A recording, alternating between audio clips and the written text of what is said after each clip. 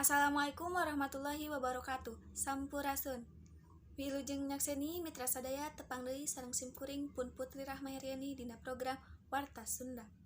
Sababaraha warta nu lebet ka redaksi Sunda baris didugikeun dina sababaraha menit kapayun. Pamirsa, nyanggakeun ibar salengkepna.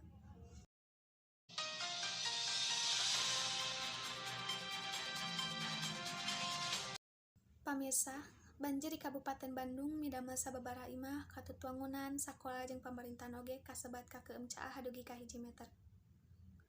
Nu ngalantarankeun ayana banjir teh nyaeta salieun kegedena cai hujan oge ku ayana pangluapan cai Walungan ku alabatan lobana sampah nu ngahalangan kokocoran dugi ka ngabalukarkeun cai jadi ngeuyeumbe.